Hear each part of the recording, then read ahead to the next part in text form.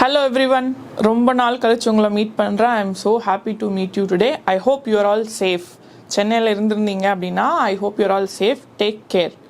S, so இன்னைக்கு நம்ம போன கிளாஸில் நம்ம பார்த்த ஜெண்டர், ரிலீஜன், காஸ்ட் அப்படின்ட்டு டெமோக்ராட்டிக் பாலிட்டிக்ஸில் ரொம்ப இன்ட்ரெஸ்டிங்கான ஒரு டாபிக் பார்த்துருப்போம். அதில் நம்ம ஜெண்டரும் ரிலீஜனும் ஃபினிஷ் பண்ணிட்டோம். So what we are going to do today is we are going to discuss about what is this caste and how caste and politics interplay each other அப்படிங்கிறத will be seeing in today's class.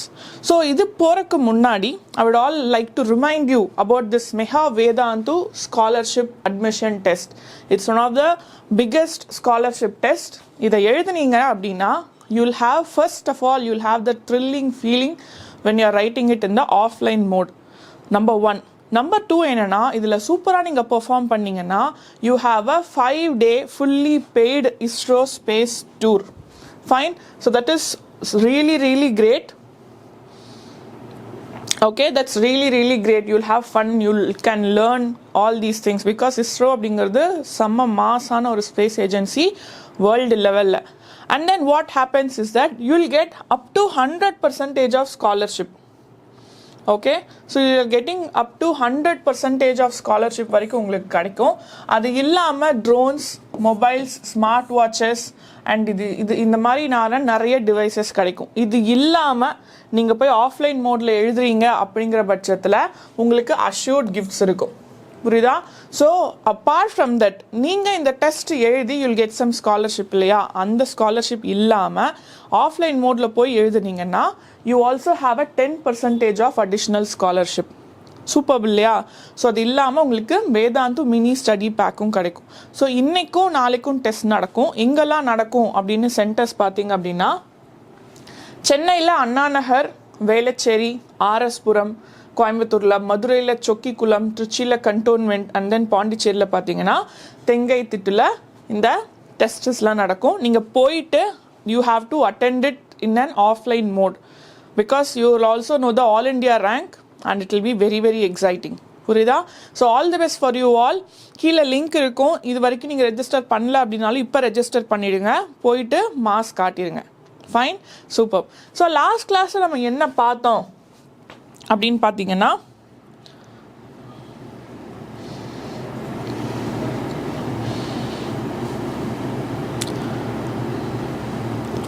fine. So last class we discussed about gender and religion. So gender and religion la rendu vishayam paatha, how gender is the gender discrimination eppadi nadakudhu and then what happened, how people came outside that discrimination and how they claimed for their right. So இன்னைக்கு நம்ம என்ன பண்ணணும், gender discrimination இருக்கக்கூடாதுன்னா நம்ம என்ன பண்ணணும், அதே மாதிரி what are all the constitutionல என்னென்ன இருக்குது, என்னென்ன பண்ணுறாங்க எல்லாமே பார்த்தோம். And then we also spoke about religion, how religion, secularism in India is maintained, அது எப்படி நடக்குது, how it is having a very big role in terms of politics அப்படிங்கிறதையும் பார்த்தோம். இன்றைக்கி நம்ம என்ன பார்க்க போகிறோம்னா caste and politics. So social டிவிஷனில் நிறையா இருந்தாலும் காஸ்ட்டுங்கிறது ஒரு முக்கியமான சோஷியல் டிவிஷன் இந்தியாவில் காஸ்ட் டிவிஷன் அப்படிங்கிறது தான் one of the important social டிவிஷனாக இருக்குது.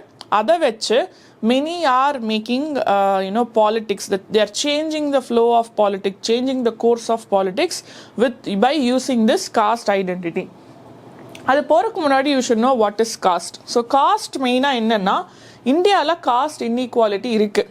இந்தியாவோட சிஸ்டம், காஸ்ட் சிஸ்டம் வந்து ரொம்ப யூனிக். ஏன்னா it is hereditary occupational division. What is this hereditary occupational division? ஹெரிடிட்டரினா என்ன மேம் அப்படின்னு கேட்டிங்கன்னா, ஜென்ரலாக நம்ம சோஷியலில் ஸ்டேட்டஸுங்கிற வார்த்தை நீங்கள் கேள்விப்பட்டிருப்பீங்க இல்லையா? 2 டைப் ஆஃப் ஸ்டேட்டஸ் இருக்குது. ஒன்று வந்து அச்சீவ்டு ஸ்டேட்டஸ், ஒன்று வந்து ஆஸ்கிரைப்டு ஸ்டேட்டஸ். இதில் நம்ம அச்சீவ்டு ஸ்டேட்டஸ், ஆஸ்கிரைப் ஸ்டேட்டஸ்னால், அச்சீவ் ஸ்டேட்டஸ்னால் நான் ஏதாவது அச்சீவ் பண்ணுறது, நான் ஒன்று பண்ணி நான் படித்து நான் டிகிரி வாங்கினேன்னா that is an achieved status. But ascribed status or hereditary ஸ்டேட்டஸுங்கிறது by birth someone will have a particular identity. அதுதான் என்னன்னு சொல்லுவாங்கன்னா ஆஸ்கிரைப்டு ஸ்டேட்டஸ். இங்கே ஹெரிடிட்டினா என்னென்னா, ஒருத்தங்க இருக்காங்க, அவங்க என்ன காஸ்ட்டோ அவங்க பையனும் அந்த காஸ்ட்டில் தான் வருவாங்க. he is linked to that particular caste, he is given that identity, that is called as hereditary. And இங்கே காஸ்ட் சிஸ்டம் எதை பேஸ் பண்ணி இருக்குன்னா அந்த காஸ்ட் ஆரிஜின் ஆனப்போ எல்லாரும் என்ன ஆக்குபேஷன் பண்ணிட்டு இருந்தாங்களோ அதை பேஸ் பண்ணி தான் அந்த காஸ்டோட நேம் வரும். புரியுதா? ஸோ இந்த டிவிஷன், இந்த காஸ்ட் அப்படிங்கிறது இந்தியாவில் ஹெரிடிட்டரி அண்ட் ஆக்குபேஷனல் டிவிஷன். இது ரொம்ப யூனிக்.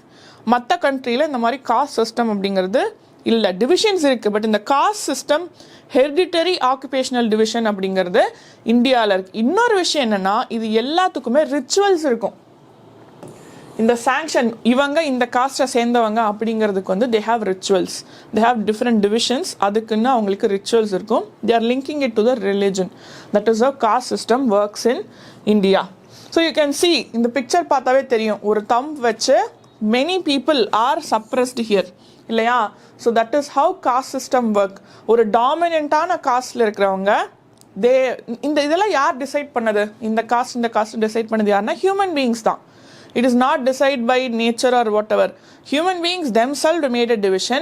அவங்களே என்ன பண்ணிக்கிட்டாங்கன்னா இந்த காஸ்டெல்லாம் கீழே, இந்த காஸ்டெல்லாம் மேலேன்னு பிரிச்சுக்கிட்டாங்க. அது மூலமாக இந்த மேலேன்னு அவங்களா டிசைட் பண்ண காஸ்ட் என்ன பண்ணுதுன்னா கீழே இருக்கிற காஸ்ட்டை சப்ரஸ் பண்ணுறாங்க. This is called as caste inequality. இது தப்பு. This is very very wrong. Fine.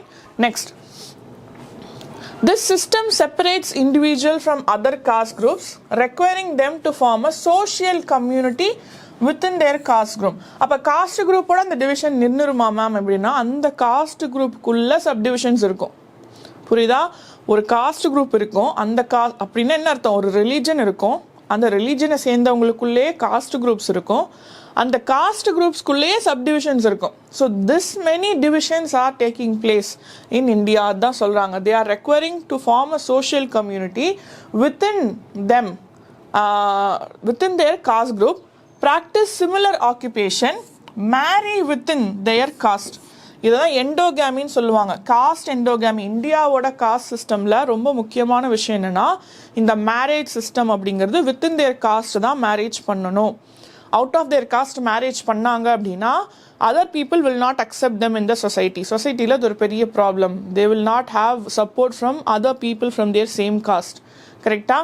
அது வந்து இந்தியன் காஸ்ட் சிஸ்டமோட ஒரு feature. And avoid eating with other caste members. இந்த அளவுக்கு த டிவிஷன் இஸ் ஹேப்பனிங். புரியுதா? First and foremost thing everybody should understand is we are all human beings. There is no division among human beings. எந்த ஒரு ரீசனை வச்சுமே human பீயிங்ஸை பயாலஜிக்கலாக பிரிக்க முடியாது. we all belong to a same species, homo sapiens sapiens. அவ்வளோதான். Biology படி nature பண்ண ஒரே division என்ன அப்படின்னா, மற்ற ஸ்பீஷியஸ் கிட்டேருந்து நம்மளை பிரிச்சிருக்காங்களே ஒழிய நேச்சராக நமக்குள்ளே எந்த பிரிவினையும் கிடையாது. there is no division. But this division, what is called as caste, is something we formed, and there are many rules and regulations such that அவங்க இந்த ஆக்குபேஷன் தான் ஃபாலோ பண்ணணும், இந்த ஃபுட்டு தான் அவங்க சாப்பிடணும், இவங்களுக்குள்ள தான் இவங்க மேரேஜ் பண்ணிக்கணும், வெளியே மேரேஜ் பண்ணக்கூடாது அப்படிங்கிற மாதிரியான நிறைய கண்டிஷன்ஸ் இருக்குது. This is what you call it as caste inequality, which is a social evil. இந்த காஸ்ட் இன்இக்வாலிட்டிங்கிறத நீங்கள் என்ன சொல்லலாம்னா, you can say it as one of the important social evil. This leads to so many social evils. புரியுதா? Yes. So question எப்படி கேட்பாங்கன்னா, what is the caste சிஸ்டத்தோட characteristics என்ன அப்படின்னு கேட்டாங்கன்னா, you should write all these things. Indian caste system வந்து hierarchical, occupation paste. இது first point. India caste system வந்து ஹெரிடிட்டரி, ஆக்குபேஷன் பேஸ்ட். நம்பர் 1. அடுத்தது என்ன அப்படின்னா, they have subgroups within their caste. And then they marry, they have similar occupation, and then they marry within themselves.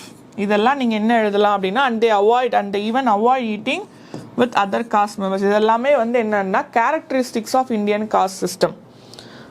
Next, so the caste system exclusion and discrimination against outcast groups known as untouchability. Untouchability அப்படிங்கிறது it is a crime according to constitution and Indian penal code. Untouchability, what is, you cannot touch a person from other caste. அதுதான் untouchability. அந்த அளவுக்கு டிஸ்கிரிமினேஷனோ இந்த dominant cost வந்து அவங்களுக்கு கீழே இருக்கிற காஸ்ட்டையும் suppress பண்ணுற ஒரு விஷயம் தான் இந்த untouchability. இதனால் என்ன ஆக ஆரம்பிச்சதுன்னா பொலிட்டிக்கல் லீடர்ஸ் எல்லாம் இது ரொம்ப கொடுமையான விஷயம், this is against human rights அப்படின்னு சொல்லிட்டு many political leaders started fighting, they started advocating for the society where caste. ஒரு சொசைட்டி அப்படின்னா அதில் அந்த காஸ்ட் இன்இக்வாலிட்டி இருக்கக்கூடாது. புரியுதா? இங்க பிரச்சனை காஸ்ட் கிடையாது, cost inequality. The problem here is the inequality. So everybody maybe need a identity that is different, but every cost every identity should be treated equally. அதுதான் இந்த காஸ்ட் இன்இக்வாலிட்டி இருக்கக்கூடாது சொசைட்டியில். அப்படிங்கிறது தான் என்ன அப்படின்னா இந்த பொலிட்டிக்கல் லீடர்ஸ் எல்லாருமே தே ஸ்டார்டட் ஒர்க்கிங் ஃபார். அதில் ரொம்ப முக்கியமாக நமக்கே தெரிஞ்ச நிறைய லீடர்ஸ் இருக்காங்க. டாக்டர் பிஆர் அம்பேத்கர், அதுக்கப்புறம் பெரியார், இவிஆர் அப்படின்னு சொல்லுவாங்களா, இவி ராமசுவாமி ஐயா, இவங்க எல்லாருமே இந்த காஸ்ட் இன்இக்வாலிட்டி இருக்கக்கூடாது அப்படின்னு சொல்லிட்டு தான் பிரிட்டிஷ் இருந்த டைம்லேருந்து போராடினாங்க. ஒரு முக்கியமான விஷயம் என்னென்னா காஸ்ட் இன்இக்வாலிட்டின்னு இந்தியாவுக்குள்ள பிரிட்டிஷ் வரக்கு முன்னாடியே காஸ்ட் இன்இக்வாலிட்டி வந்துருச்சு. அதுதான் இருக்கிறதுல ரொம்ப கொடுமையான விஷயம். The caste system in modern India has significantly changed. இன்னைக்கு என்ன ஆக ஆரம்பிச்சது அப்படின்னு பார்த்தீங்கன்னா, இன்னைக்கு எக்கனாமிக் டைவர்சிஃபிகேஷன்னாலையும் அர்பனைசேஷன்னாலையும் லிட்ரஸினாலையும் and educational growth, occupational mobility and the weakening of landlord position, இதெல்லாமே the reason for change in caste system. Caste system modern இந்தியாவில் எப்படி சேஞ்ச் ஆச்சு அப்படின்னு கேட்டாங்கன்னா, you can be writing all these things. இந்தியாவில் காஸ்ட் சிஸ்டம் சேஞ்ச் ஆகிறதுக்கு முக்கியமான காரணம் என்னென்னா, நிறைய பேர் படிக்கிறாங்க. ஸோ நம்மளாம் ஸ்கூல்ஸில் காலேஜஸில் we don't talk about caste. Why? Because we know it is wrong. Why? Because we are all educated. Educated பீப்புளுக்கு காஸ்ட் சிஸ்டம் இன்இக்வாலிட்டி இருக்கக்கூடாது அப்படின்னு they know. Number 1. Number 2, many are going to cities. Rural ஏரியாவில் பார்த்தீங்கன்னா இந்த வில்லேஜஸ்லாம் caste is very very treated as a very very important social division. But அந்த urbanisation அப்படிங்கிறது people are moving towards urban areas. அப்போ என்ன ஆக ஆரம்பிக்கும் அப்படின்னா, people will understand one thing, that இங்கே காஸ்ட் தேவையில்லை, it is about our quality, நம்மளோட வாட் டேலண்ட் வி ஹாவ், அதை வச்சு தான் நம்ம வந்து டெவலப் ஆக முடியும் அப்படிங்கிறது அர்பன் ஏரியாஸில் people might understand. So what happens, people are not giving importance to caste system. Fine. So இன்னொன்று, because of landlord position, caste சிஸ்டத்துக்கு ரொம்ப முக்கியமான விஷயம் என்ன அப்படின்னா, லேண்ட்லார்ட்ஸ் அப்படின்னு இருப்பாங்க. They own the land of the village and other people only work for them. So this landlord always belongs to a dominant caste. One who owns land has a dominant position compared to the farmers who work for those landlords. In the landlord system இப்ப கிடையாது. ஏன் இந்த landlord system இப்ப கிடையாது அப்படின்னா, after independence Indian government என்ன பண்ணாங்கன்னா land ceiling act கொண்டு வந்தாங்க. அப்படின்னா என்ன அர்த்தம், ஒருத்தங்க இவ்வளோ லேண்டு தான் அவங்க வச்சுருக்கணும், அதை மீறி லேண்ட் வச்சுருந்தாங்கன்னா அந்த லேண்டை கவர்மெண்ட் அவங்க கிட்டேருந்து வாங்கி லேண்ட் இல்லா ஏழைகளுக்கு கொடுத்துட்டாங்க. So what happens, these farmers started having their own land. Now they are not depend on someone for farming. அப்போ என்ன ஆரம்பிச்சது, அந்த லேண்ட்லார்ட் பொசிஷனை வச்சுட்டு அவர் எப்படி மற்றவங்களை எக்ஸ்ப்ளாய்ட் பண்ணாரோ அதெல்லாமே காலி ஆயிடுச்சு. புரியுதா? So what happen, the government helped the people to not just come out of poverty but also coming out of this kind of exploitation, caste based exploitation. புரியுதா? இது கொஸ்டினாக கேட்கலாம். how caste system is changing in modern India na, it is because of economic diversification. யாருனாலும் எந்த வேலைனாலும் செய்யலாம், right to occupation இருக்கு, urbanization, literacy and educational growth, occupational mobility and weakening of landlord position. இதெல்லாமே வந்து 5 மார்க்ல கேட்கலாம். ரொம்ப ரொம்ப முக்கியமான topic. Fine, okay. The Constitution of India prohibited caste-based discrimination. நம்ம இதில் ஃபண்டமெண்டல் ரைட்டே இருக்குது. இந்தியன் கான்ஸ்டியூஷனில் untouchability, abolition of untouchability, prohibition of discrimination, இது ரெண்டுமே ஃபண்டமெண்டல் ரைட்ஸில் இருக்குது.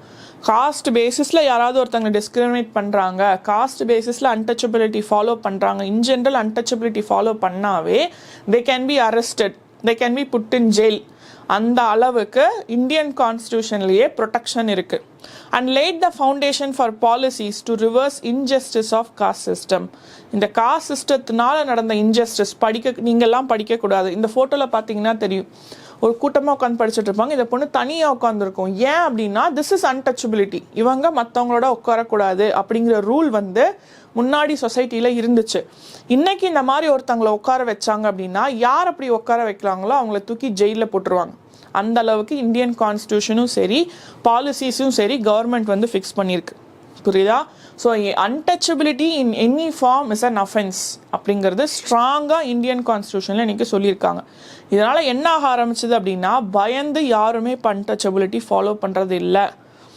த changes in caste hierarchy are a testament to the country's progress. இந்த hierarchy வந்து கண்ட்ரியோட ப்ராக்ரெஸ்க்கு ஒரு பெரிய பெரிய ப்ராப்ளம். ஏன் அப்படின்னு பார்த்தீங்கன்னா இவங்க தான் இந்த வேலையை செய்யணும் அப்படின்னு சொல்கிறப்போ உண்மையாக டேலண்டடாக இருக்கிறவங்கனால அவங்களோட டேலண்ட்டை எக்ஸ்ப்ரெஸ் பண்ண முடியாமையே இருந்துச்சு. ஆனால் இன்றைக்கி அப்படி கிடையாது. Because of so many government support, reservation and then எஜுகேஷனில் வந்து சப்போர்ட் பண்ணுறது, கவர்மெண்ட் ஸ்கூல்ஸ் ஓப்பன் பண்ணி எல்லாரும் ஈக்குவலாக ட்ரீட் பண்ணனால என்ன ஆக ஆரம்பிச்சதுன்னா இன்றைக்கி வந்து கண்ட்ரீஸ் டெவலப்பிங், இன்றைக்கி வந்து we are one of the top 5 GDPs in the world. புரியுதா? வேர்ல்டுலேயே டாப் 5 எக்கானமிஸில் இந்தியாவும் இருக்காங்க. ஏன்? Because we are addressing social evils. When we address social evils, we'll get economical growth. புரியுதா? So the change in caste hierarchy is a testament to the country's progress. So caste in India persists with most marrying within their caste or tribe. இந்த caste சிஸ்டத்துக்கு ரொம்ப பேசிக்கான காரணம் என்னன்னா அவங்க காஸ்ட்டுக்குள்ளேயும் ட்ரைப்குள்ளேயும் தான் கல்யாணம் பண்ணணும் அப்படிங்கிற விஷயந்தான். இதனால் என்ன ஆக ஆரம்பிக்குது, அன்டச்சபிலிட்டிங்கிறது கான்ஸ்டியூஷனில் இருந்தால் கூட இன்னுமே அன்டச்சபிலிட்டி இருக்குது அப்படின்னா இந்த மேரேஜ் அப்படிங்கிறது one of the important reason அப்படின்னு சொல்லியிருக்காங்க. புரியுதா? ஸோ மேரிங்கிறது டிரெக்டாக அவங்க அன்டச்சபிலிட்டி ஃபாலோ பண்ணலைன்னாலும் இன்டைரக்டாக அவங்க அன்டச்சபிலிட்டி ஃபாலோ பண்ணுறாங்க அப்படின்னு தான் அர்த்தம். புரியுதா? So caste groups with access to education under old system excel in modern education. முன்னாடி இருந்த எஜுகேஷன் சிஸ்டமில் காஸ்ட் டிவிஷனால் நிறையா ஒர்க் ஆகலை. பட் இன்றைக்கி இருக்க மாடர்ன் எஜுகேஷன் சிஸ்டமில் யாருனாலும் ஸ்கூலுக்கு சேரலாம், யாருனாலும் படிக்கலாம். பிகாஸ் ரைட் டு எஜுகேஷன் அதுவுமே நம்மளோட ஃபண்டமெண்டல் ரைட் தான். ரைட் டு குவாலிட்டி எஜுகேஷனுங்கிறது கான்ஸ்டியூஷனில் இருக்கிற ஒரு விஷயம். புரியுதா? The disproportionate presence of upper caste in urban middle classes is due to lack of access to education or prohibition, which is closely linked to economic status. In the education kudukkradilla, see this, so caste vechittu they are not giving education. So education inequality இருந்துச்சுனாவே அவங்களால பிடிச்ச வேலைக்கு போக முடியாது. So what happens, எக்கானமியில் ஆட்டோமேட்டிக்காக inequality வந்துடும்.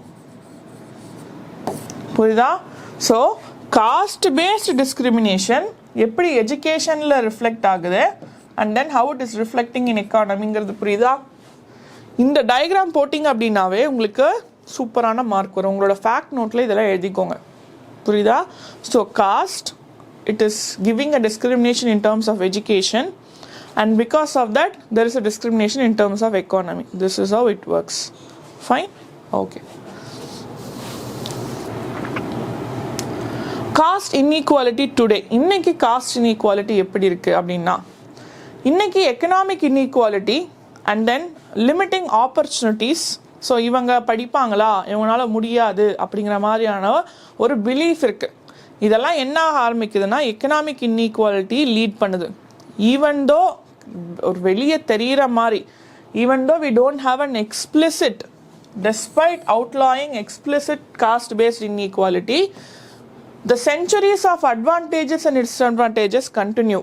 அதனால் என்ன ஆரம்பிக்குன்னா புதுசாக நிறைய இன்இக்வாலிட்டிஸ் வருது. முன்னாடி இருந்த இன்இக்வாலிட்டி இல்லாமல் புதுசாக. எப்படி மேம் இது எங்களுக்கு புரியல மேம் அப்படின்னு பார்த்தீங்கன்னா, ஒரு ஃபேமிலியில் 10 ஜெனரேஷனாக படித்தவங்க இருக்காங்க, டிகிரி வாங்கினவங்க இருக்காங்க. அவங்க ஒரு எக்ஸாம் எழுதுகிறாங்க. இன்னொரு ஃபேமிலியில் அந்த பையனோ பொண்ணோ ஃபஸ்ட்டு டைம் டிகிரி, அந்த ஃபேமிலியிலேயே அவங்க தான் டிகிரி வாங்குறாங்க.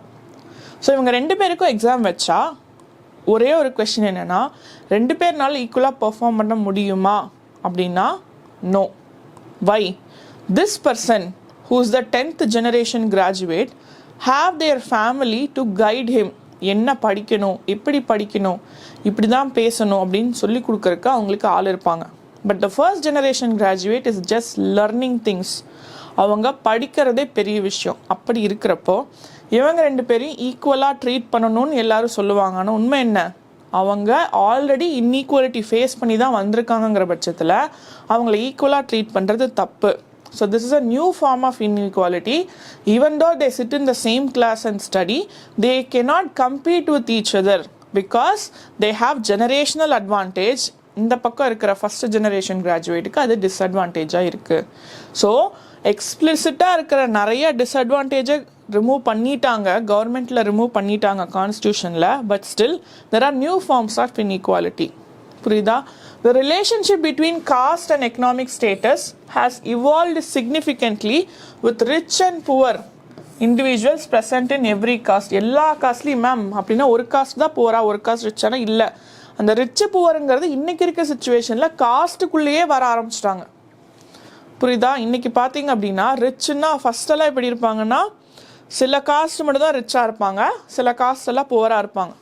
பட் இன்னைக்கு என்ன ஆக ஆரம்பிச்சிருச்சுன்னா எல்லாருமே ரிச் ஆகலாம், எல்லாமே புவர் ஆகலாங்கிற சுச்சுவேஷனில் ஒரு காஸ்ட்டுக்குள்ளேயே ரிச்சும் இருக்காங்க, புவரும் இருக்காங்க. இதுதான் நியூ ஃபார்ம் ஆஃப் இன்இக்வாலிட்டி. முன்னாடியும் இன்இக்வாலிட்டி இருந்துச்சு, இப்போயும் இன்இக்வாலிட்டி இருக்குது. பட் முன்னாடி வேறு மாதிரி இருந்துச்சு, இப்போ வேறு மாதிரி இருக்குது. ஸோ இந்த எக்கனாமி அண்ட் காஸ்ட்டுக்கு இருக்கிற ரிலேஷன்ஷிப்பில் நிறைய சேஞ்சஸ் வந்தனால இப்போ ரிச்சும் புவரும் எல்லா காஸ்ட்லேயும் இருக்காங்க. புரியுதா? Despite the fact that it was rare to find rich individuals in the lowest caste. ஒரே ஒரு விஷயம் என்னென்னா லோவஸ்ட் காஸ்ட்டில் ரிச் இண்டிவிஜுவல்ஸ் கம்மியாக இருப்பாங்க. இதுவே ஹையரார்க்கியில் இருக்கிற காஸ்ட்டுக்கு ரிச் இண்டிவிஜுவல்ஸ் நிறையா இருப்பாங்க. ரிச்சும் போகிற ரெண்டு இடத்துல இருந்தாலுமே ஒரு காஸ்ட்டில் 100 பேர் ரிச்சாக இருக்காங்கன்னா ஒரு கிளாஸில் ஒருத்தங்க தான் ரிச்சாக இருக்காங்க. அந்த இன்இக்வாலிட்டி இங்கே இருக்குது அப்படின்னு சொல்கிறாங்க. புரியுதா? ஸோ காஸ்ட் இன்இக்வாலிட்டி டுடே அப்படின்னு கேட்டால் என்ன சொல்லணும்னா caste inequality is changing but new inequality is developing. How? Rich and poor are present in all the form of caste, but one difference is that very few people are rich in lower caste but many people are rich in the higher caste. This is the one difference, new form of inequality that is generating today. Fine?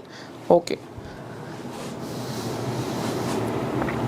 The economic status of caste groups remains based on monthly consumption expenditure, with upper caste being the most affluent, Dalits and Adivasis being the worst off. In the daily expenditure பண்றதுல இந்த Dalits and Adivasisனா nothing but tribes. புரியுதா? ஆதிவாசினா ஒன்றும் இல்லை, try. ஆதிவாசினா the people who are the same how we are, அப்போ இருந்து they are following same kind of culture, the culture is not changing அப்படின்னா you can call them as tribal people. So தலித்ஸும் ஆதிவாசிஸ்க்கும் daily activities, daily பண்ணுற அந்த monthly கன்சம்ஷனே பார்த்தீங்கன்னா அவங்களால அவ்வளோ பண்ண முடியாது.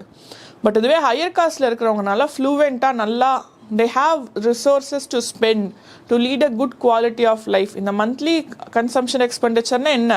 குவாலிட்டி ஆஃப் லைஃப், எவ்வளோ நல்ல சாப்பாடு சாப்பிட்றாங்க, எவ்வளோ நல்ல ட்ரெஸ்ஸு போடுறாங்க, இதெல்லாம் தான் what you call it as monthly consumption expenditure. அந்த மந்த்லி கன்சம்ஷன் எக்ஸ்பெண்டிச்சர் பார்த்தீங்க அப்படின்னா ஹையர் காஸ்ட்டில் இருக்கிறவங்களுக்கு நல்லா இருக்குது, பட் தலித்ஸுக்கும் ஆதிவாசிஸ்க்கும் ரொம்ப புவராக இருக்குது, அவங்ககிட்ட ரிசோர்ஸஸ் இல்லை அப்படிங்கிறாங்க. Extreme poverty is higher in the lower caste and lower in the upper caste, with backward classes in between. The middle classes-ல யார் இருப்பாங்கன்னு பார்த்தீங்கன்னா மோஸ்ட்லி backward class இருப்பாங்க.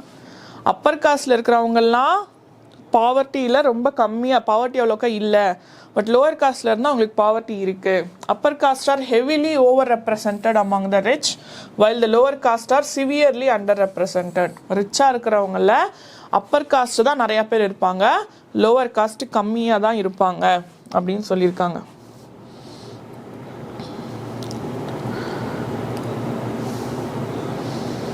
Find percentage of population living below the poverty line-ல பாருங்க. இந்த rural urban இது ரெண்டு சைட்லேயும் பார்த்தீங்கன்னா ஸ்கெட்யூல்டு ட்ரைப்ஸில் almost 45% of people are below poverty line. இது வந்து 1999லேருந்து 2000ல் எடுத்த சென்சஸில் ஒரு பாப்புலேஷன் இருக்குது, அந்த பாப்புலேஷனில் பாதி பேர் வந்து below poverty line. Nearly half of the members especially in rural area are below poverty லைனில் யாருன்னு பார்த்தீங்கன்னா ஸ்கெட்யூல்டு ட்ரைபில் இருக்காங்க. அண்ட் ஆல்மோஸ்ட் 35.9% வந்து ஸ்கெட்யூல் காஸ்டில் இருக்காங்க. இது போக போக பாருங்கள் எப்படி மாறிட்டு. அப்பர் காஸ்டில் வந்து பிலோ பவர்ட்டி லைனில் 0%, அப்பர் காஸ்டில் பிலோ பவர்ட்டி லைனில் யாருமே இல்லை. அப்படின்னு சொல்லியிருக்காங்க. புரியுதா? இதுவே அதர் அப்பர் காஸ்ட்ல பார்த்தீங்கன்னா வெறும் 16%, கிறிஸ்டியன் அப்பர் காஸ்ட்ல 9% தான் இருக்காங்க. பட் இதுவே பார்த்தீங்கன்னா ஸ்கெட்யூல்டு ட்ரைப்ஸ்லையும் ஸ்கெட்யூல் காஸ்ட்லையும் 45%, 35%, ஆல்மோஸ்ட் ஹாஃப், நியர்லி ஹாஃப் அந்த அளவுக்கு புவராக இருக்காங்க. இதுவே தெரியுதா எப்படி காஸ்ட்டும் அவங்களோட சோஷியல் ரிச்சாக இருக்காங்களா புவராக இருக்காங்களான்னு லிங்க் ஆயிருக்குன்னு தெரியுதா? இந்த பாயிண்ட்ஸாக நீங்கள் எழுதுனீங்கன்னா மார்க் சூப்பராக தருவாங்க. புரியுதா? Cost and politics. Okay ma'am, இப்போ எல்லாம் பார்த்துட்டோம், காஸ்ட்ல இன்இக்வாலிட்டி இருக்குன்னு சொன்னீங்க, இது இருக்கு, நீங்கள் எல்லாம் ஓகே, பட் பாலிடிக்ஸ்க்கு இது என்ன மேம் லிங்க்கு அப்படின்னு பார்த்தீங்கன்னா, கம்யூனலிசமில் நான் ஒரு விஷயம் சொன்னேன். கம்யூனலிசம் அப்படிங்கிறது ஒரு ரிலீஜன் இன்னொரு ரிலீஜனை ரொம்ப கம்மியாக நினச்சி அவங்க கூட சண்டை போட்டாங்க அப்படின்னா, அவங்களுக்கு எந்த சப்போர்ட்டும் பண்ணாமல் சண்டை போட்டாங்கன்னா you can call it as communalism. அதே மாதிரி காஸ்டிசமும் என்ன அப்படின்னா, ஒரு சோஷியல் கம்யூனிட்டியில் ஒரு காஸ்டில் இருக்கிறவங்க இன்னொரு காஸ்டில் அவங்களோட இன்ட்ரெஸ்ட்டை மட்டும் ஷேர் பண்ணுறது, மற்றவங்க இன்ட்ரெஸ்ட்டுக்கு அவங்க ரெஸ்பெக்ட் கொடுக்கறது இல்லை. அதுதான் இந்த casteism. So the belief is not based on our experience, as caste is not the only relevant aspect. இங்கே வந்து இந்த காஸ்ட்னால மட்டும் இந்த காஸ்டிசம் இஷ்யூ வர்றதில்ல, வேறு நிறைய காரணங்களும் இருக்குது. இந்த சோஷியல் கம்யூனிட்டியில் இந்த இந்த individuals from same cost similar interest இருக்கும் அவங்களுக்கு. அதனால தான் இந்த விஷயங்கள் நடக்குது. அவங்களுக்குன்னு ஒரு இன்ட்ரெஸ்ட் இருக்கும். அவங்க என்ன நினைப்பாங்க, நம்ம காஸ்ட்டில் இருக்கிறவங்க மட்டும்தான் வளரணும், மற்றவங்கள வளர விடக்கூடாது அப்படின்னு நினைக்கிறாங்கல்ல, அவங்களோட இன்ட்ரெஸ்ட்டை மட்டும் ப்ரொடெக்ட் பண்ணுறாங்கல்ல, that is what you call it as casteism. So caste can take various forms in politics. How? Number 1, political parties consider caste composition in election government formation, ensuring diverse representation and support for candidates and tribes to win elections and secure necessary support. Number 1, பாலிட்டிக்ஸில் வந்து political parties என்ன பண்ணுவாங்க அப்படின்னா, அவங்களோட அந்த composition இருக்கும்ல, யாரெல்லாம் எலெக்ஷனில் நிற்கிறாங்க அப்படின்னு இருக்கும்ல, they ensure that they have candidates in various caste and tribes. ஏன்? அப்போ தான் பீப்புள் சப்போர்ட் அவங்களுக்கு கிடைக்கும். புரியுதா? அந்த எலெக்ஷனை அவங்க வின் பண்ணணும்னா ஒரு காஸ்ட்டை மட்டும் ப்ரமோட் பண்ணால் அந்த காஸ்ட்டில் இருக்கவங்க மட்டும்தான் ஓட் போடுவாங்க. பட் இவங்க என்ன பண்ணுவாங்க, பொலிட்டிக்கல் பார்ட்டிஸ் எல்லா காஸ்ட்டில் இருக்கிறவங்களையும் ரெப்ரசென்ட் பண்ணுவாங்க, so that they can gain the support of all caste and tribe. இதனால் என்ன நடக்கும், அவங்க அந்த எலெக்ஷனை ஈஸியாக வின் பண்ணிடலாம். புரியுதா? So number 1 is political parties வந்து எலெக்ஷன் நடக்கிறப்ப கவர்மெண்ட் ஃபார்மேஷன்லேயும் சரி எலெக்ஷன்லேயும் சரி they ensure diverse representation to gain the support of all the people in the country. That is the one reason why this political parties support diverse representation. Second, political parties and candidates often appeal to caste sentiment.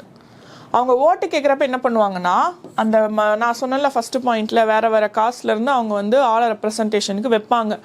அவங்க என்ன பண்ணுவாங்க, அவங்க போயிட்டு அவங்க cost மெம்பர்கிட்ட, நான் உங்களோட member, நீங்கள் எனக்கு ஓட் பண்ணுங்கள், நான் உங்களுக்கு நல்லது பண்ணுவேன், நம்ம காஸ்ட் நல்லா டெவலப் ஆகும் அப்படிங்கிற மாதிரி இந்த காஸ்ட் மென்டாலிட்டி என்ன பண்ணுவாங்கன்னா தூண்டி விட்டு அவங்க சப்போர்ட் கேட்க பார்ப்பாங்க.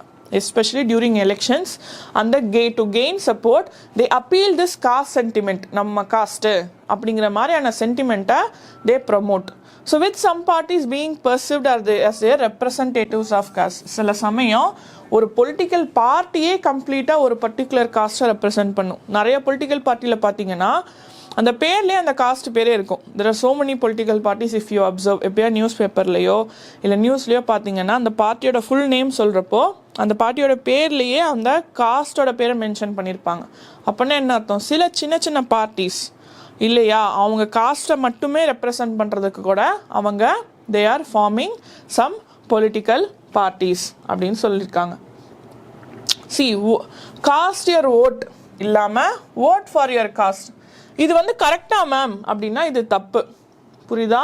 ஸோ இந்தியன் எலெக்ஷன் இதுபடியே நீங்கள் காஸ்ட்டை சொல்லி ஓட்டு வாங்கக்கூடாது அப்படின்னு சொல்கிறாங்க. So universal adult franchise and 1% 1 vote system prompted political leaders to mobilize and secure support, bringing new awareness to the previously marginalized caste and highly caste-centric politics. That is far from true. புரியுதா? So என்ன அப்படின்னா, universal adult franchise வந்ததுக்கப்புறம் எல்லா பர்சனுக்கு கையிலையும் ஓட்டு வர ஆரம்பிச்சிருச்சு. அப்படி எல்லா பர்சன்ஸ் கையிலையும் ஓட்டு வந்துருச்சு அப்படின்னா அவங்க ஜெயிக்கணும்னா அவங்க எல்லாரும் ஓட்டையும் வாங்கணும். முன்னாடி எப்படி இருந்துச்சு, நம்ம வந்து ரைஸ் ஆஃப் நேஷனலிசம் இன் யூரோப்பில் பார்ப்போம். நெப்போலியனிக் கோடில் லேண்ட் இருக்கிறவங்க மட்டும்தான் ஓட்டு போட முடியும், அதில் பொண்ணுங்க ஓட்டு போட முடியாது. குழந்தைங்களுக்கு obviously no voting for kids anywhere. இந்த யூனிவர்சல் அடல்ட் ஃப்ரான்ச்சைஸ்ன்னு ஏன் சொல்கிறோம், எல்டர்ஸ் அடல்ட்ஸுக்கு ஓட் போடுற பவர் இருக்கும். அப்படி யூனிவர்சல் அடல்ட் ஃப்ரான்ச்சைஸ் அப்படிங்கிற ஒரு விஷயம் வருது அப்படின்னாவே என்ன அப்படின்னா, அடல்ட்ஸாக இருந்தால் யாருனாலும் ஓட்டு போடலாம் அப்படிங்கிற ரூல் இந்தியாவில் இருக்குது. After 18 years of age everybody has the right to vote as an Indian citizen. அப்படி இருக்கிற பட்சத்தில் you cannot discriminate when it comes to election. அவங்க எல்லார்கிட்டையும் ஓட்டு கேட்டு தான் ஆகணும், அப்போ தான் அவங்க வின் பண்ண முடியும். இதனால் என்ன ஆக ஆரம்பிச்சதுன்னா, இந்த காஸ்ட் சென்ட்ரிக் பாலிட்டிக்ஸ் அப்படிங்கிறது வந்து ரொம்ப ஸ்ட்ராங் ஆயிடுச்சு அப்படிங்கிறாங்க. So just consider these things. Let's see. No parliamentary constituency in the country has a clear majority of one caste. Yes or no? இன்னைக்கு இருக்கிற அர்பனைசேஷன், இந்த இமிக்ரேஷன் ப்ராசஸில் ஒரு கான்ஸ்டியூவன்சியில் இந்த காஸ்ட் தான் அதிகமாக இருக்காங்க அப்படிங்கிற மாதிரி ஒரு கண்டிஷன் இல்லை. அப்போ என்ன ஆகும், ஒருத்தங்க ஜெயிக்கணும்னா அவங்க ஒரு காஸ்ட்டை மட்டும் பேசினா பத்தாது, எல்லா காஸ்ட் அண்ட் கம்யூனிட்டியோட கான்ஃபிடென்ஸையும் அவங்க வின் பண்ணணும். கரெக்டா? அப்போ என்ன ஆகும், பொலிட்டிக்கல் பார்ட்டிஸ் ஒரு காஸ்ட்டை ஃபேவர் பண்ண மாட்டாங்க, வேற வழி இல்லை, அவங்க எல்லாத்தையும் ஈக்குவலாக ட்ரீட் பண்ணி தான் ஆகணும். such that our election system is designed. Number 2, a caste is vote bank for one party as large proportion of its voter vote for that particular party. இந்த vote bank politics அப்படிங்கிறது என்ன அப்படின்னா, ஓட்டுக்காக மட்டுமே ஒரு பார்ட்டி எதையா ஒரு விஷயத்த கடைசி நேரத்தில் பண்ணுவாங்க, டு ப்ரொமோட் இந்த ஓட்டு வாங்குறதுக்காக. ஸோ என்ன நடக்குன்னா, caste is a vote bank for, ஒரு பார்ட்டிக்கு காஸ்ட்டுங்கிறது ஓட் பேங்க். ஏன் அப்படின்னா, அந்த large proportion of its voters vote for that particular party. அந்த பார்ட்டிக்குன்னு அவங்களோட அந்த காஸ்ட்டை சேர்ந்தவங்க மட்டும் ஓட் பண்ணுறாங்க அப்படிங்கிறது, தே see caste as a vote bank. The ruling party and sitting MP or MLA often lose elections in our country due to political preferences frozen across all caste and communities. இதனால் என்ன ஆகும், ஒரு வேளை அந்த cost vote bank politics பண்ணாங்க அப்படின்னா அடுத்த எலெக்ஷனில் அவங்க லூஸ் பண்ணிடுவாங்க. ஏன், இன்னைக்கு இருக்க சுச்சுவேஷனில் ஒருத்தங்க ஜெயிக்கணும்னா எல்லா காஸ்ட்டோட சப்போர்ட்டையும் அவங்க வாங்கி தான் ஆகணும். அவங்க ஒரு காஸ்ட்டை ப்ரமோட் பண்ணிட்டு இன்னொரு காஸ்ட்டை ப்ரமோட் பண்ணாமல் விட்டாங்கன்னா they will lose in next election. Caste and other factors influence electoral politics, with voters often having stronger attachment to the political parties than to their caste or community. இப்படியே போகிறப்ப என்ன ஆக ஆரம்பிக்கும்னா, நம்ம பொலிட்டிக்கல் பார்ட்டிஸ்னு ஒரு கிளாஸில் பார்த்தோம், ஒரு தனி வீடியோவே நம்மளுக்கு இருக்குது. பொலிட்டிக்கல் பார்ட்டிஸில் என்ன பண்ணாங்க, அவங்களுக்கு இருக்கிற ஃபங்க்ஷனில் முக்கியமான ஒரு ஃபங்க்ஷன் சொன்னேன், they shape the public opinion. அவங்களுக்கு எந்த அளவுக்கு பவர் இருக்குன்னா, மக்கள் எப்படி யோசிக்கணும்னு கூட அவங்களால மாற்ற முடியும். ஏன், அந்த அளவுக்கு மக்கள் வந்து they are very close to the political parties than to the government. ஓகேயா? So what happens is that, இன்னைக்கு இருக்க சுச்சுவேஷனில் கேஸ்ட்டும் அதர் ஃபேக்டர்ஸும் எலக்டோரல் பாலிட்டிக்ஸை இன்ஃப்ளூயன்ஸ் பண்ணுது. ஜெண்டர், ரிலிஜன், கேஸ்ட் மூணுமே என்ன பண்ணுன்னா, it is influencing the politics. So what happens, the voters have strong attachment to the political parties than to the caste or community. நிறைய பேர் பார்த்தீங்கன்னா அவங்க காஸ்ட்டுக்கு பர்டிகுலராக ஓட் பண்ண மாட்டாங்க, சில பொலிட்டிக்கல் பார்ட்டி அவங்களுக்கு பிடிக்கும் அதனால் ஓட் பண்ணுவாங்க. எக்கனாமிக் கண்டிஷன்ஸ் அண்ட் கவர்மெண்ட் பர்ஃபார்மன்ஸும் ரொம்ப ரொம்ப இம்பார்ட்டண்ட். புரியுதா? அவங்க என்ன காஸ்ட்டாக இருந்தாலும் அந்த கவர்மெண்ட் அவங்களோட எக்கனாமிக் ஸ்டேட்டஸை இம்ப்ரூவ் பண்ணுவாங்கன்னா அவங்களுக்கு ஓட் பண்ணுவாங்க, irrespective of whatever caste they are from. புரியுதா? ஸோ ஓட்டிங் ப்ரிஃபரன்ஸ் எதெல்லாம் டிபெண்ட் பண்ணி இருக்கும் அப்படின்னு பார்த்தீங்கன்னா, அந்த கவர்மெண்ட்டோட பர்ஃபார்மன்ஸையும் எக்கனாமிக் கண்டிஷன்ஸையும் டிபெண்ட் பண்ணி இருக்கும், making the decisive in election. அப்போ ஒரு பொலிட்டிக்கல் பார்ட்டி வின் பண்ணணும் அப்படின்னா என்ன பண்ணணும், அவங்க எப்போ ஆட்சியில் இருக்காங்களோ, when they are ruling, they have to improve the life of people. நான் இப்போ காமிச்சேன் இல்லையா, ரூரலில் வந்து ட்ரைபல் பீப்புளும் சரி, ஸ்கெட்யூல்டு கம்யூனிட்டி பீப்புளையும் சரி, அவங்களோட பிலோ பவர்ட்டி லைனில் இருக்கிறவங்க அதிகமாக இருக்காங்க. ஆல்மோஸ்ட் 35%, 45% இருக்காங்க. ஒருவேளை இவங்க லைஃப் எல்லாம் அந்த கவர்மெண்ட் இம்ப்ரூவ் பண்ணாங்கன்னா அடுத்த தடவை அந்த பொலிட்டிக்கல் பார்ட்டிக்கு ஓட் பண்ணுவாங்களா மாட்டாங்களா? கண்டிப்பாக ஓட் பண்ணுவாங்க இல்லையா? அப்போ என்ன ஆரம்பிக்கும், they will gain more votes. So the real form of winning the election, which is also a good form of winning election, is by uplifting people and not by appealing to the caste sentiment. Caste sentiment appeal பண்றது தப்பு. அது vote bank politics. அப்படி அவங்க பண்ணாங்கன்னா அடுத்த தடவை தோத்துருவாங்க. But உண்மையாலுமே அவங்க பீப்புளோட டெவலப்மெண்ட்டுக்கு ஹெல்ப் பண்ணாங்கன்னா அடுத்த தடவை அவங்க வின் பண்ணுவாங்க. புரியுதா? That is why these kind of divisions are decisive in the elections. Politics in caste. So இது வரைக்கும் காஸ்ட் பாலிடிக்ஸில் என்ன பண்ணும் அப்படின்னு பார்த்துட்டு இருந்தோம். இப்போ காஸ்ட்டில் இருக்கிற பாலிடிக்ஸ் என்னென்ன அப்படின்னு பார்க்க போகிறோம். The relationship between cost and politics is not one way. எந்த அளவுக்கு காஸ்ட் பாலிடிக்ஸை இன்ஃப்ளூயன்ஸ் பண்ணுதோ அந்த அளவுக்கு பாலிடிக்ஸ் காஸ்ட்டை இன்ஃப்ளூயன்ஸ் பண்ணும். இது எப்படி மேம் சொல்கிறீங்க, எனக்கு புரியலையே மேம் அப்படின்னா, நான் ஒரு விஷயம், ஒரு சின்ன எக்ஸாம்பிள் சொல்கிறேன். ஒரு பர்டிகுலர் காஸ்ட் இருக்குது. அந்த காஸ்ட் வந்து ரொம்ப நாளாக தேர் வெரி மச் சப்ரெஸ்ட் அப்படி இருக்காங்க, ரொம்ப கஷ்டப்பட்டுட்ருக்காங்க. ஸோ ஒரு நாள் என்ன ஆக ஆரம்பிக்குதுன்னா, அந்த காஸ்ட்லேருந்து ஒருத்தவங்க ரொம்ப கஷ்டப்பட்டு they're entering in to politics, they're becoming represented and that person is become the CM of particular state. அப்படி ஆயிட்டாங்கன்னா அந்த காஸ்ட்டும் பவர்ஃபுல் ஆகிடுமா? புரியுது நான் என்ன சொல்ல வரேன்னு? ஸோ காஸ்ட் எந்த அளவுக்கு பாலிடிக்ஸை இன்ஃப்ளூயன்ஸ் பண்ணுமோ அந்த அளவுக்கு பாலிடிக்ஸும் காஸ்டோட ஹையரார்க்கியை இன்ஃப்ளூயன்ஸ் பண்ணும். The relationship between caste and politics is not one way. Politics also influences caste system and caste identities by bringing them into political arena and making it not the case that politics become caste ridden. புரியுதா? So அந்த அளவுக்கு politics காஸ்ட்டை influence பண்ணும். So this takes several form. எப்படி politics காஸ்ட்டை வந்து influence பண்ணும் அப்படின்னு பார்த்தீங்க அப்படின்னா, each caste group aims to expand by incorporating previously excluded neighboring caste or subcaste within it. So each caste group aims to expand. எப்படி expand பண்ண try பண்ணுவாங்க? ஒவ்வொரு காஸ்ட் குரூப்பும் அவங்களோட காஸ்ட் தான் வேணும், அவங்களோட சப்காஸ்ட் கூட இருக்கக்கூடாது, வேற காஸ்ட்டும் சப்காஸ்ட்டும் இல்லாமல் அவங்கள எலிமினேட் பண்ணணும் அப்படின்னு சொல்லிட்டு they start working, they start expanding. Caste groups are mandated to form coalition. அந்த மாதிரி ஒரு கோalition கவர்மெண்ட்டை நம்ம பார்த்தோமா, பாலிடிக்ஸில் என்ன பண்ணுவாங்க, மல்டி பார்ட்டி சிஸ்டமில் கோalition நடக்கும். ஏன்? அவங்க தனியாக எலெக்ஷன் வின் பண்ணாத பட்சத்தில் சின்ன சின்ன பொலிட்டிக்கல் பார்ட்டிலாம் சேர்த்துக்குவாங்க. ஓகே, நீ ஒன்று ஜெயிச்சிருக்கியா, நீ அந்த சீட்டை எனக்கு கொடு, நீ கொடு அப்படின்னு சொல்லிட்டு சேர்ந்துக்குவாங்க. இந்த கோalitionல கூட சில சமயம் இந்த காஸ்டில் இருக்கிறவங்கெல்லாம் ஒன்றா சேர்ந்துக்குவாங்க. Other caste are community. இதனால் என்ன ஆரம்பிக்கும்னா, they have dialogue and negotiation பேசிஸில் மற்ற காஸ்டில் எலிமினேட் பண்ணி விட்டுட்டு these people form together. Fine. New types of caste groups such as backward and forward caste அப்படிங்கிற குரூப்ஸ் வந்து emerge in political arena. First இருக்கிறது வந்து நிறைய காஸ்ட் சிஸ்டம் இருந்தாலும் இது எல்லாமே எலிமினேட் ஆகிட்டு கரெக்டாக கடைசியில் பேக்வர்ட் காஸ்ட் ஃபார்வர்ட் காஸ்ட்னு ஒரு டிவிஷனோட கொண்டு வந்து முடிச்சிடுறாங்க. இந்த ஃபார்வர்ட் காஸ்டெல்லாம் ஒன்றா சேருவாங்க, பேக்வர்ட் காஸ்டெல்லாம் ஒன்றா சேருவாங்க. இவங்க எலெக்ஷனில் வந்து நிற்பாங்க.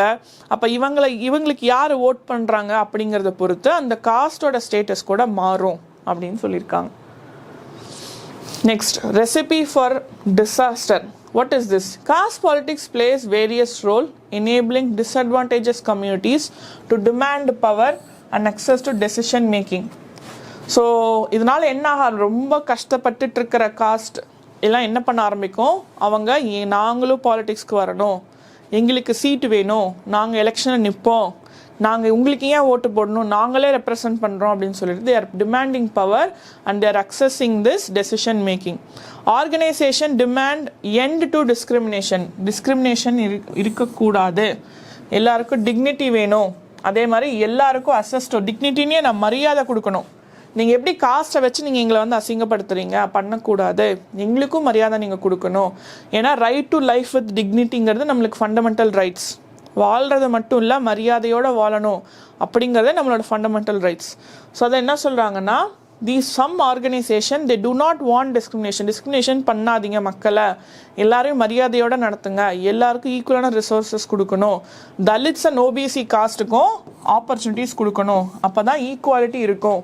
கொஞ்சம் பேர் மட்டுமே டெவலப் ஆகிட்டு இருந்தாங்கன்னா மற்றவங்களாம் எப்படி டெவலப் ஆகிறது அப்படிங்கிற மாதிரி மக்கள் டிமாண்ட் பண்ண ஆரம்பிச்சிட்டாங்க. ஸோ ரிஃபார்ம்ஸ் இந்த பிக்சர் பார்த்தீங்கன்னா தெரியும், நீங்கள் வந்து நிறைய காமெடிஸில் கூட பார்த்துருப்பீங்க. இந்த பாயை வந்து ஒரு பக்கம் விரிப்பாங்க, அது இன்னொரு பக்கம் மடங்கிட்டே வரும்.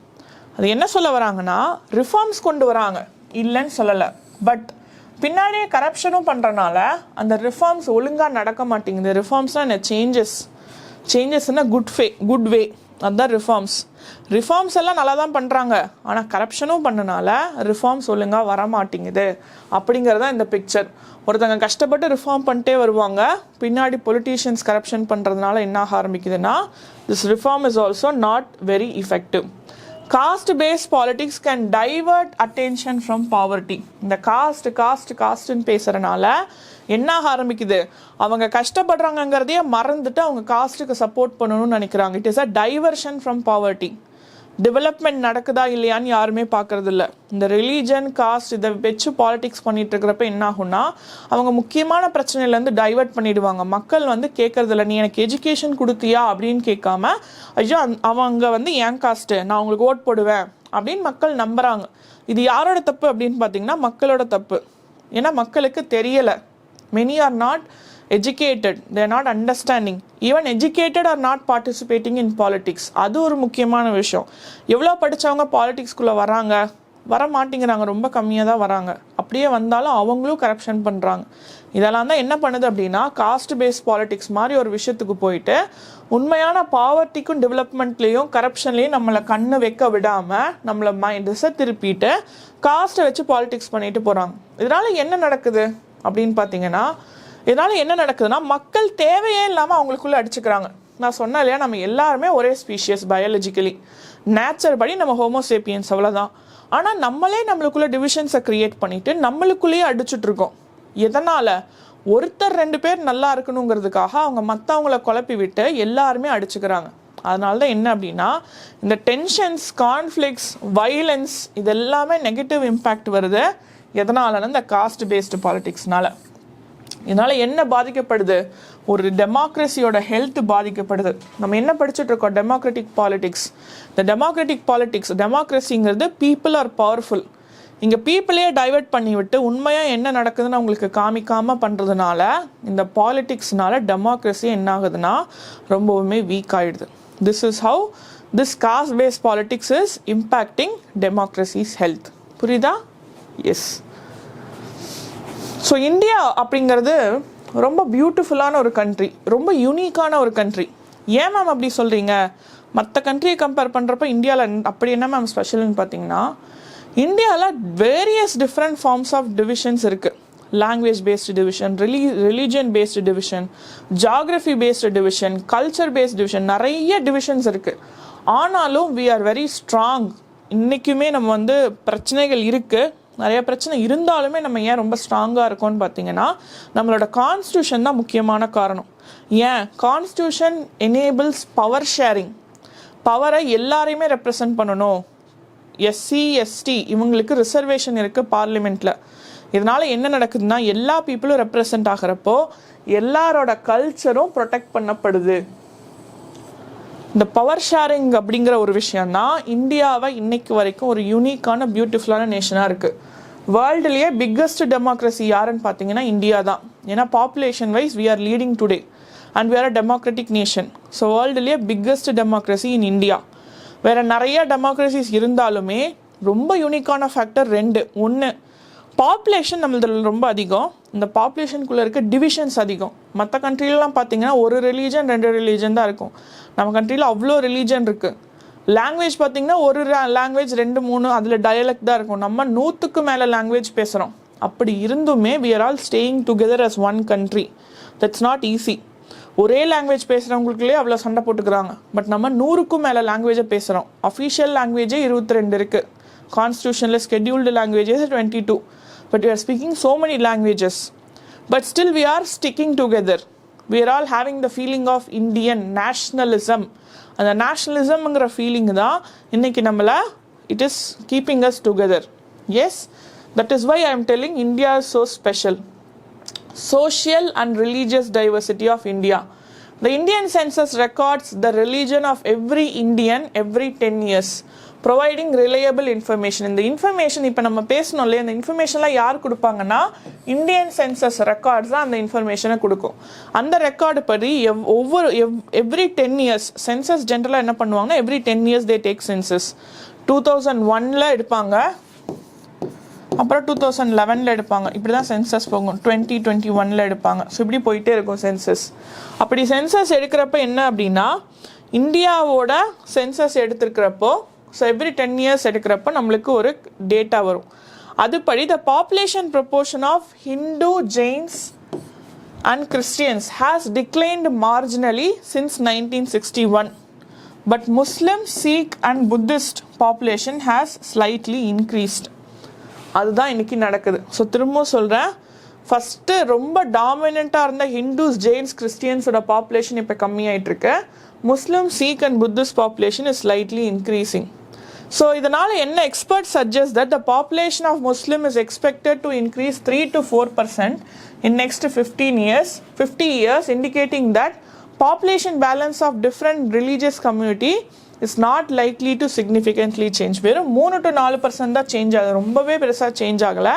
அதனால் பெருசாக மாற்றம் இருக்காது அப்படிங்கிற மாதிரி எக்ஸ்பர்ட் சொல்கிறாங்க. The census of India identifies 2 social groups. What are those? The scheduled caste and scheduled tribes அப்படின்னு சொல்லிட்டு 2 சென்சஸ் இருக்குது. நம்ம இப்போ பார்த்தோம் இல்லையா, பிலோ பாவர்ட்டி லைனில் யாரெல்லாம் இருக்காங்க அப்படிங்கிறப்போ ஒரு லிஸ்ட்டு காமிச்சேன். அதில் மேலே ஸ்கெட்யூல்டு காஸ்ட், ஸ்கெட்யூல்டு ட்ரைப்னு 2 இருக்கும். இது வந்து இந்தியாவோட சென்சஸில் இவங்க 2 பேரை ஐடென்டிஃபை பண்ணுறாங்க. இவங்க யாருன்னு பார்த்தீங்கன்னா இவங்கள தான் Dalit அப்படின்ட்டோம். The scheduled castes, they were usually called as Dalits, and the scheduled tribes are usually called as Adivasis. புரியுதா? So considered outcast. இவங்களை முன்னாடி என்ன நினச்சாங்க, மக்கள் வந்து இவங்களை ரொம்ப கொடுமைப்படுத்திட்டு இருந்தாங்க. இன்னைக்கு இவங்களுக்கு ஸ்கெட்யூல்டு காஸ்ட், ஸ்கெட்யூல்டு ட்ரைப் அப்படிங்கிற ஒரு அங்கீகாரம் கொடுத்து, ஒரு ரெக்கக்னிஷன் கொடுத்து அவங்கள கவர்மெண்ட்டும் கான்ஸ்டியூஷனும் ப்ரொடெக்ட் பண்ணுறாங்க. ஒருவேளை இதை பண்ணலைன்னா என்ன ஆகும், அவங்களாம் ரொம்ப பாவம். Even human rights of them were violated in previous situations. புரியுதா? So scheduled tribes, also known as Adivasis, lived in scheduled areas, constitute almost 8.6% of population in 2011. நான் சொன்னேன் இல்லையா, சென்சஸ் வந்து 2001, 2011 அந்த மாதிரி எடுப்பாங்க. இந்த டைமில் அந்த 1ங்கிற டைமில் தான் எடுப்பாங்க. அப்படி எடுத்தப்போ கடைசியாக நடந்த சென்சஸில் 8.6% ஆஃப் பாப்புலேஷன் யார் இருந்தாங்க அப்படின்னு பார்த்தீங்கன்னா இந்த ஸ்கெட்யூல்டு ட்ரைப்ஸ் இருந்தாங்க. பட் அவங்களுக்கு நிறைய விஷயம் கிடைக்கல. It is a duty of the government to ensure it. Population of different religion and கம்யூனிட்டிஸில் மேக்ஸிமம் யார் இருக்காங்க, Hindus are the majority. So all the other religions are minority. Second top இருக்கிறது வந்து முஸ்லிம்ஸ், அதுக்கப்புறம் கிறிஸ்டியன்ஸ் வருவாங்க, சீக் வராங்க, ஜெயின்ஸு, Buddhist இவங்கெல்லாம் வராங்க. ஸோ இதில் என்ன அர்த்தம் அப்படின்னு பார்த்தீங்கன்னா ஹிந்து மட்டும்தான் மெஜாரிட்டி, மற்ற எல்லாமே மைனாரிட்டி ரிலீஜன் தான். The census does not include other backward classes, resulting in the population of around 41%, with SC, ST and OBC accounting for 2/3 of the country's population and 3/4. Hindu populationல முக்காவாசி பாப்புலேஷன் யார் இருக்காங்கன்னா இவங்க 3 பேர் தான் இருக்காங்க, SC, ST, OBC.